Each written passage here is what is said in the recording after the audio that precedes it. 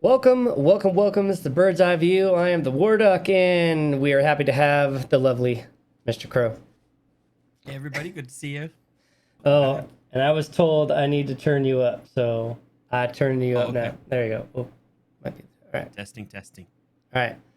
Uh, yeah. All right. There we go.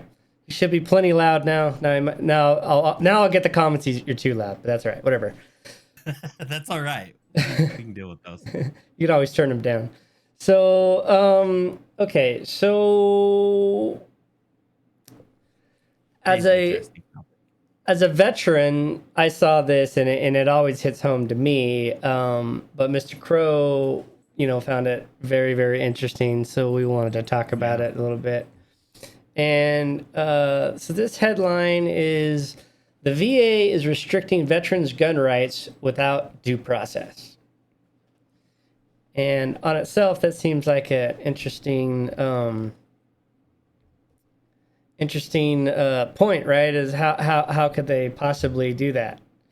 Well, what they've done is without notifying you or without your consent, if you seek fiduciary help, so basically you need help with your money, Managing it, yeah. If you need, yeah. they're basically putting you on a list, calling you basically mentally incompetent is basically what it means. And then they're notifying the federal registry, the federal background check system for when you purchase guns. Yeah, and that's the part that I found interesting was if you need help with your finances, such as paying your rent and just managing it, they also triggered you on the gun background. So the Brady Bill, which was back in 1980, basically tried to get guns out of the hands of mentally ill people, um, Correct. and uh, and that in itself is unconstitutional. And as you can Yeah. see with the latest court things, but the problem with it is that it says identify people who are a danger to themselves or others and label these individuals mentally defective. The ATF can now use this power to make determinations that certain people are mentally defective and thus prohibited individuals in this category from owning or purchasing firearms or ammunition. Okay, But that how do you go through that process? That's what was kind of well, standing out to me is that's how the do you thing. do It's this? not a process, Oh, right? It's that's what this article showed up. Yeah. it's there is no due process part of this. That's the whole thing. Is they are just doing it on their own. The VA's labeling you on their own. The ATF is enforcing the VA's labeling without any questions or anything. Just straight up, oh, too bad. No due process. You're out. And I feel So, like this article was pointing out a big flaw of that of just they're not going through the process. That's what right. I was Right. gathering. So this says thousands of veterans, for a variety of reasons, have become unable to manage their financial affairs and may be appointed fiduciaries, often family, to receive and manage their federal benefits, which they receive from the VA on their behalf. Some of these veterans have sustained head injuries, suffer from memory issues, or have a variety of other conditions enabling the government to allow them to appoint someone to help manage their benefits. So, for example, I served defending the country, was over in combat, got blown up, shot, fell, crashed, whatever, suffered a slight brain injury, but the only thing it did was affected my short-term memory. Hmm. So I have to write things down to remember, and once I write it down and remember long enough, it stays with me. Right? This isn't me. I'm just saying the example, right? Okay. In this example, because I can't remember things right away, it's harder for me to remember to pay bills. Correct. So I asked the VA, hey, can you help me with my money because I can't remember to pay bills all the time, and it's causing me some financial difficulty. The VA says, sure, we'll provide you a fiduciary. Your cousin, mom, grandma, whatever, daughter, whatever. Okay. Daughter, yeah, somebody. And then the VA says, okay, you're all set. Hey, ATF, this guy can't have a gun anymore because he's mentally defective. Yeah, that's the part that I was like, wait, hold on. Right? So then that doesn't even show. Yeah. So then it doesn't make sense. It's been 5 years. Everything's going good. You got money saved up. You've been paying all your bills because your fiduciary is helping you. And then your son comes up and says, hey, Dad, I want to go hunting. Okay, let's go buy your first rifle. Oh, sorry, sir. You can't have a gun. You failed your background check. They don't tell you why right then and there. They don't. They don't tell you why. And here's the other part of this. Your only recourse is to now go to court to prove you don't need a fiduciary. So I didn't know that part. So if you don't need the fiduciary anymore, you have to go to court to prove that you don't need it? Well, yeah, because the VA, even if the VA, you ask them, hey, I don't need the fiduciary anymore, stop. Okay. Uh-huh. They're not going to go, oh, he's cured. Hey, ATF, go ahead and clear him. That won't happen. Oh, no. I can see that. Okay. It's not like they continue to report, right? Once you're on the list, you're on the list. So you mentioned, though, that this is a big reason of why a lot of veterans don't seek help. Right. So, for example, you were never injured, but you did 4 or 5 tours and you saw a lot of stuff and you have post-traumatic stress. But you also got yourself a government job. But you can't go, a lot of veterans don't go get the necessary help they need because if somebody reports them as having a mental illness or something, having a problem, yeah. Can it affect your security clearance? There's all kinds of different things. And then all of a sudden it's like, oh wait, now I can't own a gun because I have post-traumatic stress because I went and defended the country with a gun. So if I was still in, you would allow me to have a gun to defend the country. But now that I'm out, now I can't have a gun. That's where I find it very interesting. Right. And see, this is the kind of stuff that leads people to not seek the help they need because the ramifications that you don't have any recourse and there's no due process of who knows. Right? Your rights are being taken away. I mean, in short, let's be honest.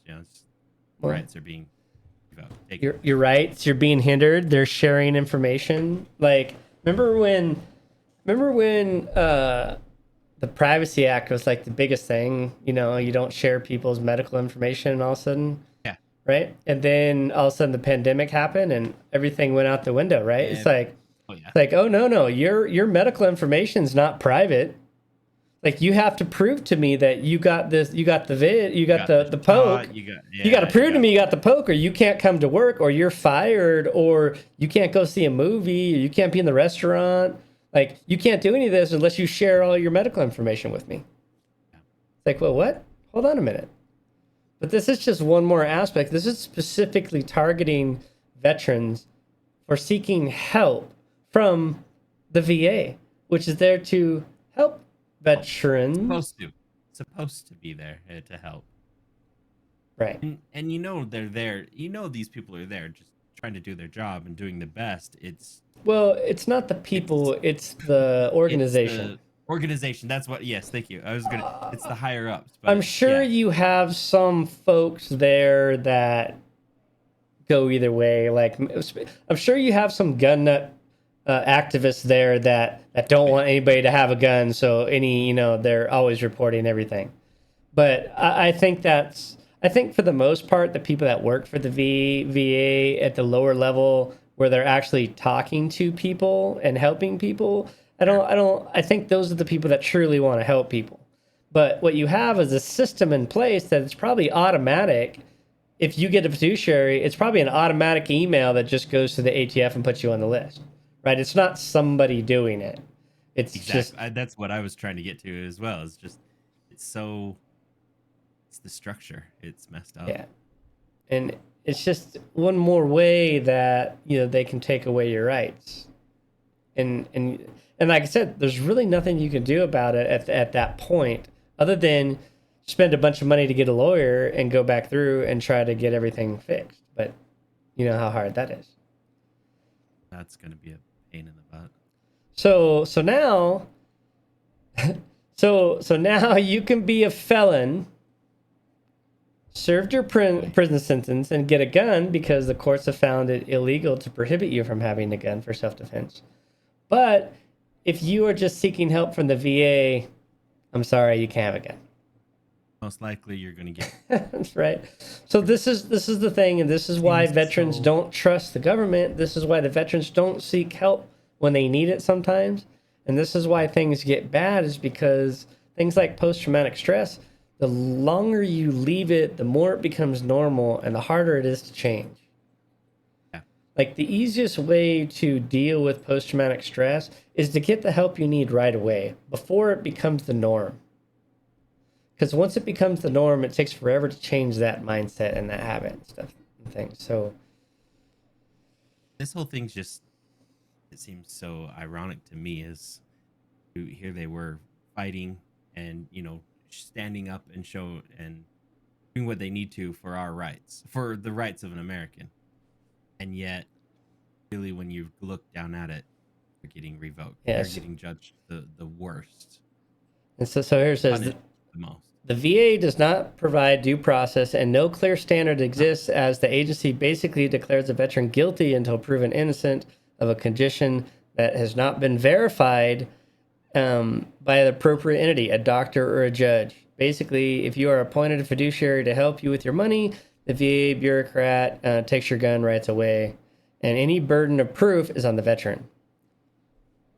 And that just is so wrong. There's no proof, yet you're guilty until proven innocent. Yeah, there is legislation in the House and the Senate, but right now, like, not a lot of laws are getting passed, or not a lot of things are getting fixed. So I don't know. I don't like this article even says it's not likely to be resolved this year. So we're so worried about other things, and you got the election coming up, and see, here's the thing: is that here's what people don't. People are blind. Either they're blind to the fact, or they're on board with it. Because I think it's a mix of both. All these, really, every time you see somebody's gun rights restricted or taken away, that exact same argument is used against the First Amendment to take away your First Amendment right to freedom of speech or religion, because it's basically based off the same thing. However, at least the Second Amendment says it shall not be infringed, where the First Amendment doesn't say that. But it's a stepping stone to remove your rights, all of them. Then they have control. It's just one more thing. But and I think it's a little bit of both. Like you were saying, is like you don't know if they're okay with it or if they just don't know. And I think it's just that. Like either people who understand, they are like, well, I understand. Okay, it makes sense, and they're okay with it. Or they feel like it's too much of a burden, they can't get past it. But I think for the most part, the average American, myself included, didn't understand this, didn't see things like this. Like this was a big eye-opener for me. And the thing is, the Brady Act was back in the 80s, but this kind of push for de-armament has only been more recent. This isn't something that's happened, for 40 years. It's something that's happened in the last 5 or 6. So started with Obama, and it's gotten worse now with the current presidency. So, but with that, we are going to go ahead and get out of here. So if you think If you think that the VA is overstepping, make sure you leave a like on this Give us your video and thoughts. help it be seen. Yeah, let us know your thoughts. Give us your input. What do you understand? How did you think react to this? So, All right. thanks again, everyone. Much love Have a all. good day. Talk to you later.